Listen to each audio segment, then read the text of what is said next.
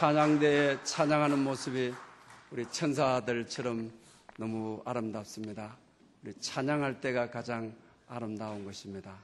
그래서 내년도 우리 찬양대원으로 많이 신청하시기를 바랍니다. 크리스마스 날 할아버지하고 손녀가 산에 올랐습니다. 그리고 할아버지와 손녀는 산이 너무 좋았습니다. 그런데 앞을 바라보니까 산불이 크게 났습니다. 그때 손녀가 할아버지 보고 뭐라고 했겠습니까? 산타 할아버지. 그럴 수밖에 없는 것 아닙니까? 오늘은 우리가 메리 크리스마스, 정말로 우리 그리스도인들에게 최고의 축제의 날입니다.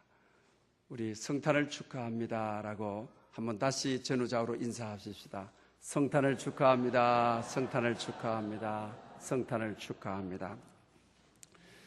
때로 버스와 지하철을 우리가 타게 되게 되면 옆에서 서로 이야기를 나누는 이야기를 들을 때 그 여러 가지 의미 없는 이야기도 많지만 때로는 의미 있는 이야기를 들을 때가 많이 있습니다. 그 의미 있는 이야기를 듣고 깨달을 때는 넓은 세상 바다에 대어를 낚는 것처럼 우리가 기쁠 때가 있죠. 또 저도 의미 있는 이야기를 듣고 또 설교에 이야기할 때가 많이 있습니다. 그 홍대 지하철 역에서 그 할머니하고 손자가 같이 탔습니다. 좌석 건너편에 이 할머니는 약봉지를 들고 있는 것입니다. 아마 손자가 아파서 병원을 돌아오는 저게 길인 모양이죠. 그래서 할머니는 손자의 머리를 저렇게 만지면서 열이 많구나. 집에 가서 저녁 먹고 약 먹자 그럽니다. 잘생긴 눈이 아주 둥근 손자가 끄덕끄덕 하면서 할머니에게 묻습니다. 할머니는 내가 아픈 걸 어떻게 그렇게 잘 알아요? 이럽니다. 그럴 때 여기 할머니 되시는 분들 무슨 대답을 여러분은 준비하겠습니까? 일반적으로 할머니 세상 많이 살아서 알아 뭐 이렇게 정도 할지 모르겠습니다. 또 아니면 할머니 정도 되면 다 알아 또 이럴 줄 압니다. 근데 이 할머니는 그런 말이 아니었습니다. 손자가 아픈 걸 아는 것은 더 아파본 사람이야. 정말 의미 있는 이야기 아닙니까? 뜻있는 이야기 아닙니까? 아파본 사람은 상대의 아픔을 아는 것입니다. 상처를 가지고 있는 사람은 상대의 상처의 깊이와 넓이를 아는 것입니다. 우리가 예수님께서 오늘 본문에도 두 번이나 구위에 누워 있는 아기, 또 구위에 누운 아기 같은 표현을 두 번이나 하고 있는 것을 보게 됩니다. 예수님께서는 그 탄생 장소가 만왕의 왕이시라 아닙니까? 그러면 그의 요람이 왕실이어야죠. 그가 출생하는 곳이 정말 호화로운 왕실이어야죠. 그런데 왕실이 아니고 그의 요람은 오늘 강보에 싸서 누인 아기라. 그러니 마구간에 나와서 놓은 아기를 강보에 싸서 구유에 누였다. 참 출생의 아픔을 구유에 누운, 구유가 무엇입니까? 짐승의 먹이통입니다. 짐승의 먹이통을 저는 시골에서 살았습니다. 짐승의 먹이통 1년 가봐야 거의 한 번도 청소하지 않습니다. 또 집에서 설거지 하다가 남은 그 물들, 소 풀하고 섞어서 그것도 얼마나 좋아하는지, 소들이 좋아하는지 모릅니다. 또 나무로 만든 것이기 때문에 얼마나 쾌쾌한지를 몰라요. 주님은 그의 출생 장소가, 그의 요람이 구유라고 하는 것입니다. 오늘 짧은 본문에 두 번이나 이것을 표현하고 있는 것을 보게 되는 것입니다.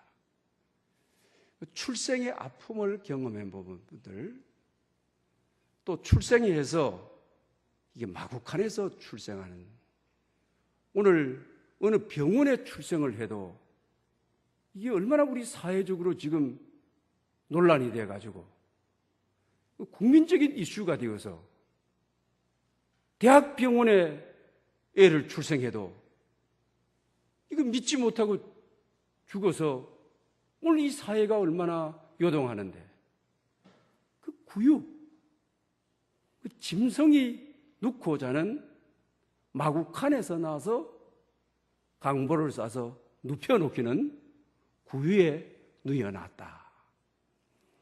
그래서 그분은 이 세상의 아픔을 가지고 왔습니다.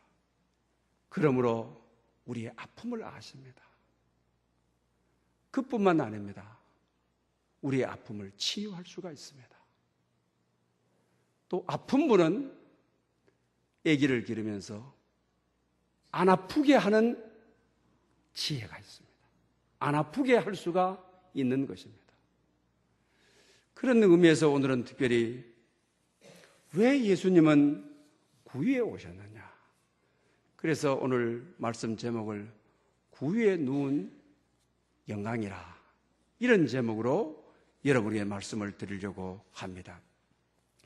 주님께서는 가장 낮고 천한 곳에 삶의 둥지로, 요람으로 이 세상에 오셨다고 하는 사실입니다. 그런데 그 당시 바리새인이나 지혜로운 자들은 이것이 구세주로 믿는데 장애가 되었습니다. 어떻게 만왕의 왕이 좋은 바리새인의 집안이나 제사장의 집안에서 뼈대 있는 왕실에서 태어나야지, 구유에 오신, 그것도 나사렛 동네 구유에 오신 예수 메시아가 아니다, 믿을 수 없다. 평생에 그들은 주님을 얼마나 아프게 했고 오히려 주님의 적들이었음을 우리는 알게 되어진다고 하는 사실입니다. 왜 마구간에서 태어나서 구유에 누우셨느냐? 저희 어렸을 때도 종들이 있었어요. 엄격한 의미에서 종들이라기보다는 모섬이었죠. 저희들이 초등학교 다닐 때 저희 마을에도 그랬습니다. 대부분 이 모섬들의 둥지가 어디였는지 압니까? 대부분 디귿자 집안에, 저희들도 디귿자 집안인데 어른들은 안채에 살고 애들은 곁채에 있고, 그 다음에 들어가면서 있는 소가 살아요. 그럼 소가 사는 여물통 있는 옆방이 모섬들이 살거든. 그리고 새벽 일찍 일어나서 소복이는 죽을 끓이거든요. 그러니 고대 나라에 있어서의 이 짐승이라는 의미는 그 당시 노예들이죠. 그 노예들을 짐승 취급을 한 거죠.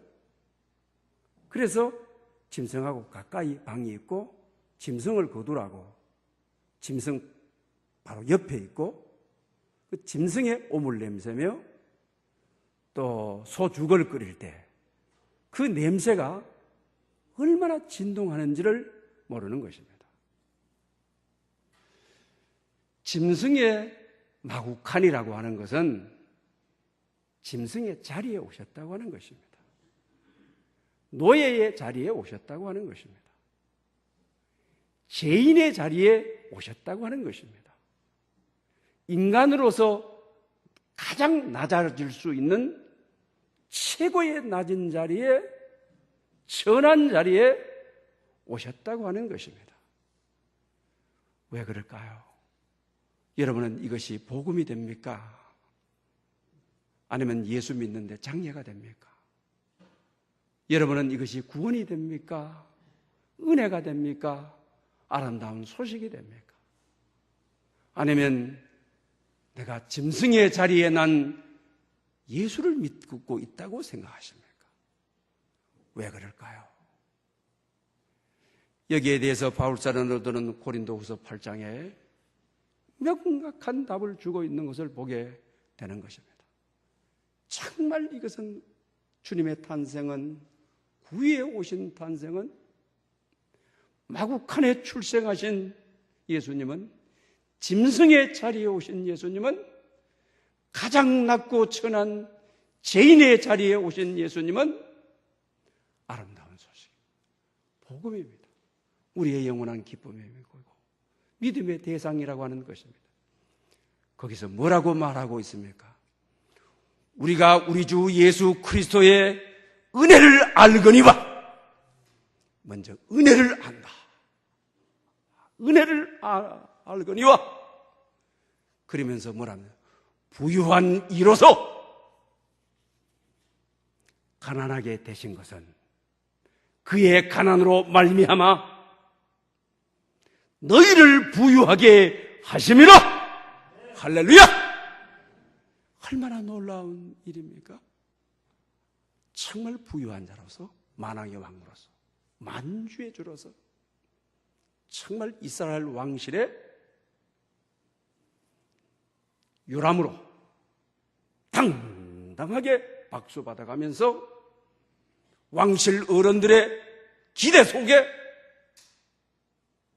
멋진 아들로, 구세주로 세상 보라던 시비, 영국 왕실의 아들로 태어나는 것처럼 세계 언론을 타고 그럴 수 있는 거거든요. 그러면 주님 혼자에서는 영광이었을지 몰라요. 그러나 우리하고는 정말 구원하시는 주님은 부유하신 분인데, 만왕의 왕인데, 우주 만물의 창조주신데, 그가 가난하게 되신 것, 천하게 되신 것, 낫게 되신 것, 마구간에 태어나서 눕힐 데가 없어서 지방의 허름한 여인숙보다도 못한 사관이 없어서, 여관이 없어서, 방이 없어서 마구간에 태어나서 구유에 누우셨다. 왜 그러냐?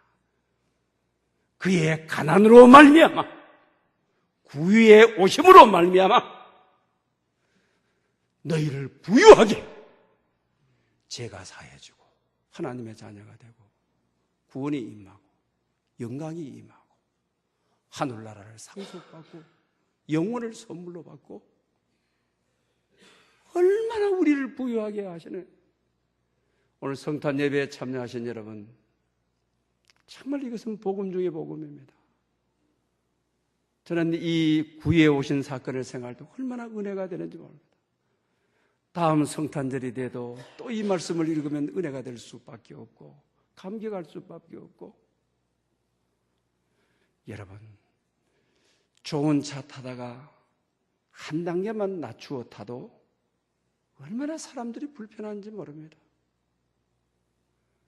큰 집 살다가 평수 5평만 낮춰가도 사니 못 사니 이렇게 대접하니 정말 이스라엘 왕실의, 예루살렘 왕실의 왕으로 오셔야 될 분이 짐승 같은 나를 위하여 죄인의 자리, 짐승의 자리, 그 마구간 왕이신 분이, 천지를 가지신 분이 너를 부유하게 하고자, 너에게 영원한 생명을 주고자, 너에게 구원의 생명을 주고자 생명의 양식을 주고자 내가 가난하게 됐다. 내가 구해왔다. 얼마나 놀라운 복음입니까? 또 왜 짐승의 먹이통이 구유냐는 것입니다. 짐승들은 구유해서 먹거든요. 먹이가 되셨다는 것이죠. 그래서 주님 자신도 요한복음 6장에 하늘에서 내려온 생명의 떡이다. 나를 먹는 자는 영생을 얻었고 우리에게 생명의 떡이 되어 생명의 양식이 되어 주려고 주님이 이 땅에 오신 얼마나 놀라운 복음입니까? 얼마나 놀라운 은혜입니까? 우리 성탄에 구해 오신 주님이 명확하게 여러분 인생에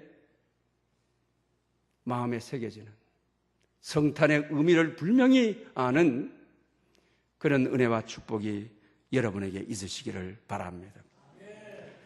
우리 복음서를 읽게 되면 하늘나라에 대한 비유를 할 때 여러 번 강조돼서 나오는 말씀이 있어요. 그게 바로 뭐죠? 나중된 자가 처음 되고 처음 된 자가 나중된다. 그 천국의 비유를 하시면서 비유 끝무렵에 나중된 자가 처음이 되고 처음 된 자가 나중된다. 꼭 그런 말씀을 하시거든요. 여러분 그걸 어떻게 받아들였습니까? 그런데 바리새인들은 아주 영리 현상이 일어나죠. 이거는 이치를 조롱하는 것이다. 합리를 조롱하는 것이다. 그럴 수밖에 없지 않습니까? 그런데 주님은 그의 출생이 정말 왕실에서 준비가 잘 되고 그리고 잘 선택된 곳에서 그게 합리죠. 이치죠. 그런데 꼭 천국에 대한 비밀을 이야기하실 때는 나중된 자가 처음 된다. 처음 된 자가 나중된다. 이 말씀을 꼭 하시거든. 그래서 바울 사도는 고린도전서 1장에 여기에 대해서 명확한 답을 우리에게 주고 있는 것을 봅니다. 그 당시 지혜 있는 자들을 비웃는 것이죠. 뭐라고 말하고 있는 것입니까? 미련한 자를 들어 지혜로운 자들을 부끄럽게 하고 약한 자를 들어 강한 자를 부끄럽게 하고 천한 것, 멸시받는 것, 없는 자들을 들어 있는 것을 부끄럽게 하라 하십니다. 할렐루야! 천국의 비밀은, 예수님의 출생의 비밀은 영리입니다. 왕이 마구간에 오는 것은 정말 역설입니다.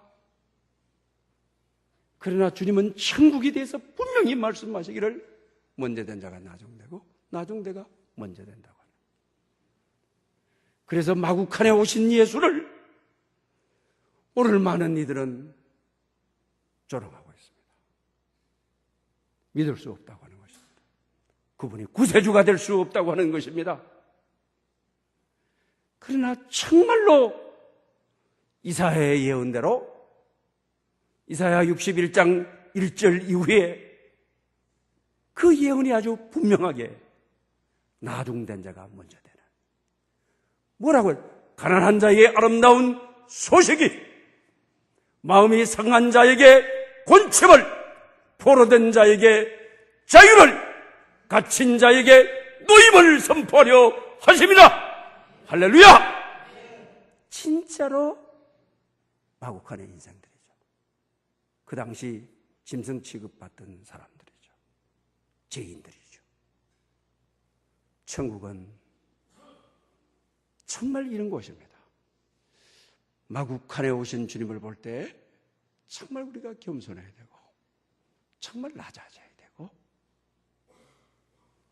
오히려 그 당시 지혜롭다고 하는 자들은 정말 마구간에 온 예수를 조롱했죠. 이치에 안 맞다고 했죠. 논리에 안 맞다고 했죠.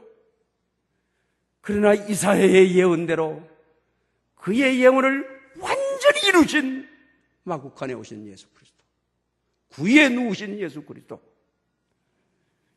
이분이 얼마나 우리에게 소망입니까? 얼마나 우리에게 희망을 줍니까? 얼마나 우리에게 용기를 줍니까? 얼마나 우리의 삶을 만져줍니까? 오늘도 가난 때문에, 아픔 때문에 마음이 상해서 인생에 여기저기가 묶여있어 포로 같아서 인생에 갇힌 자같이 옹신할 수 있는 복이 없어 그런 자들에게 자유가 무한하게 구해 오신 분은 자기가 낮아짐으로 우리를 높여주는, 자기가 가난해짐으로 하늘나라 왕실로 자기는 구위에서 태어나시고 우리는 하나님의 자녀로 천국으로 하늘나라를 묘실 삼아 이루게 하는 이 놀라운 엄청난 은혜, 이 엄청난 축복이 여러분에게 느껴지고 이걸 또 간직할 수 있는 여러분 될 수 있기를 바랍니다. 니스 미술대학 박물관에 그 종교재판의 별미가 되었던 파우로 베로니스의 이 그림 한 점이 있습니다. 이 그림 한 점이 굉장히 종교재판의 세상을 흔들어 놓게 되는 거죠. 예수님이 잔치석상에서 제자들하고 잔치를 하는 그런 그림입니다. 그런데 한쪽 구석에는 로마 군인들이 노닥거리고 있습니다. 그리고 한쪽에서는 가난한 자, 병든 자, 또 거기에는 훈조까지, 또 흑인도 거기에 그려져 있죠. 그런데 이 베르니스가 종교재판 법정에 불려가게 됩니다. 이게 성하냐? 이게 속하지? 그러면서 예수님을 그리고 제자들이라는 그림을 좋다. 예수님하고 이 제자들 성반찬하는 자리에 흑인을 그려놓고 혼족을 그려놓고 개들이 뛰어노는 것을 그려놓고 술 주전뱅이를 그려놓고 이 그림을 없앨 거냐? 성화가 아닌 속하라고 세상적인 그림이라고 그림의 이름을 바꿀 거냐? 이럴 때 그는 당당하게 복음서의 이야기를 하며 주님은 이들을 당신의 관심 대상으로, 주님은 이들을 위하여 사셨고 이들을 천국 강줄에 담기 위해서 오셨고 이들을 천국 가는 길에 안내자였습니다. 이렇게 표현하는 것입니다. 그렇습니다. 오늘도 우리의 관점이, 우리의 시선이 성탄을 맞이하여 정말 주님이 관심 가졌던 자인 관심이 아니라 기득권자의 관심 가지기 쉬운, 환경에 관심 가지기 쉬운 오늘 시대를 말하고 있는 것을 보게 된다라고 하는 것입니다. 그러면서 오늘 주님의 탄생에 대해서 성경은 지극히 높은 곳에는 하나님께 영광이다. 영광이 뭡니까? 신약이나 구약에 있어서 영광은 하나님의 임재를 말하고 있는 것이죠. 하나님이 임재하는 곳이 영광입니다.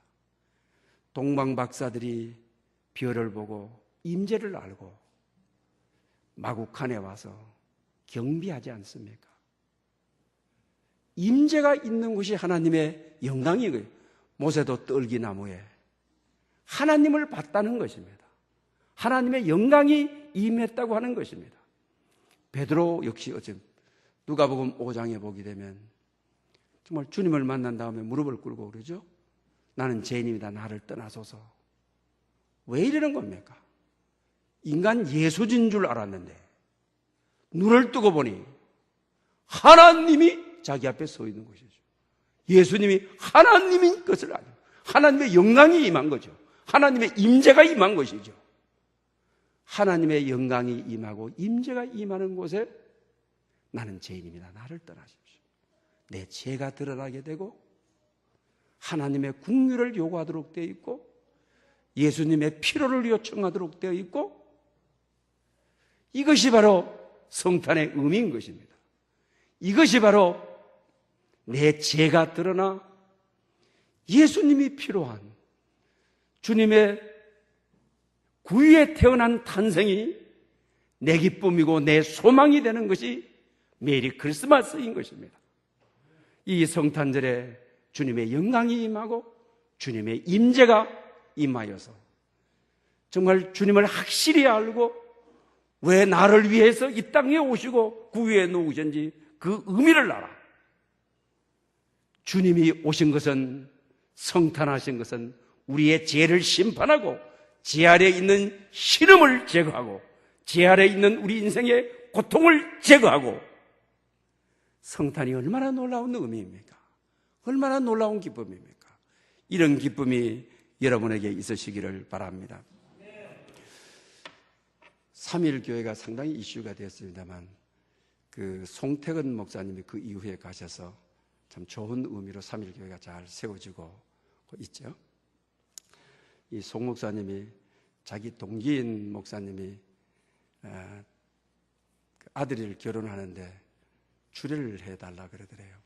송 목사님은 큰 교회를 섬기고 있지만, 근데 그 개척을 하던 그 동기가 주례를 해달라 그러면서 그 개척을 하는데 고생도 많고 아픔도 많았지만 자녀들이 아주 탁월한 게 훌륭했어요. 그래서 송 목사님은 늘 그 자녀들 부러워했다고 하는 거예요. 그런데 이 개척교회 목사님이, 이 아들이 정말 스카이 대학을 나오고 좋은 직장을 가고, 그런데 직장도 다 됐는데 그 아버지는, 야, 이제 우리 아들 덕 좀 봐야 되겠다. 목회하면서 너무 고생했는데 이제 아들 덕 좀 봐야 되지. 근데 어느 날 아버지에게 딱 들어닥치면서, 아버지, 나 직장 안 갈래요. 신학교 갈래요. 그리고 선교사로 나갈래요. 목사님이 기절을 해버리는 겁니다.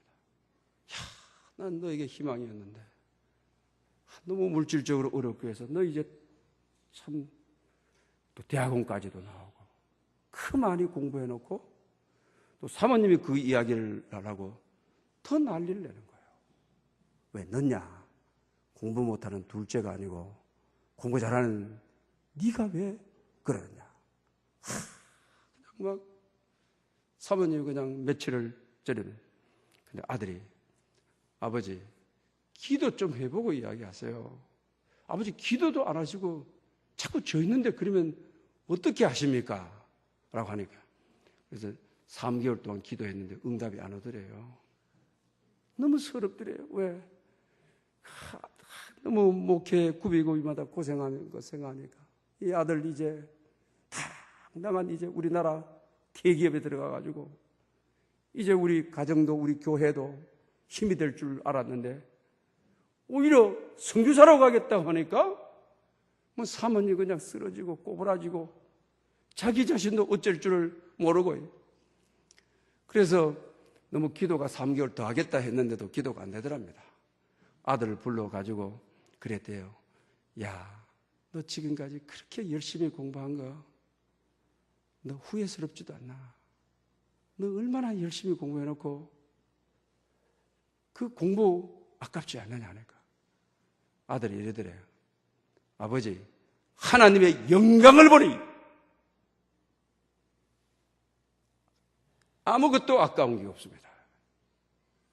그래서 아버지가 아들에게 감동을 하고 이랬대요. 너 말이 맞다. 너 길로 가라. 이랬대요. 그리고 이제 송 목사님이 주례를 써야 되니까 목사님 와라. 대부분 주례자들이 오라 그러지 않습니까? 신앙도 테스트 해보고. 그런데 그 아들은 또 아들이지만 그 시집올 신부에게 참 너무 불쌍하더라는 거예요.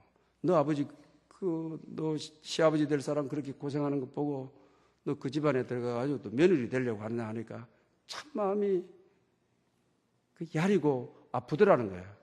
그래서 그 며느리 될 사람 보고 얘야 어떻다 할지라도 너는 왜 그렇게 되느냐라고 하니까 너 얘 믿고 아니, 뭐라 하느냐면 이러더랍니다. 남편들이 살면 제가 얘를 믿습니까?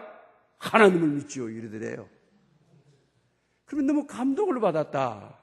그래서 자기 글에 아주 이런 내용을, 사랑하는 여러분, 하나님의 영광을 보니 하나님의 임재를 경험하니까, 하나님의 살아계심을 경험하니까 성탄은 우리 인생의 약한 분야에, 내 인생의 구유에 하늘에서는 영광이요 하나님의 임재가 있는 여러분 인생의 골방에, 여러분 인생의 구유에, 마음의 구유에 아기 예수 그리스도가 태어나고 하늘의 영광이 임하고 하나님의 임재가 있고, 그러므로 믿음이 더 공고해지는 구원의 주에 대한 소망이 충만한 여러분 될 수 있기를 축복합니다. 할렐루야. 영광 받으시기에 합당하신 주님, 은혜를 무한히 감사합니다. 오늘도 이렇게 성탄 예배에 참석하여 구유에 누우신 영광,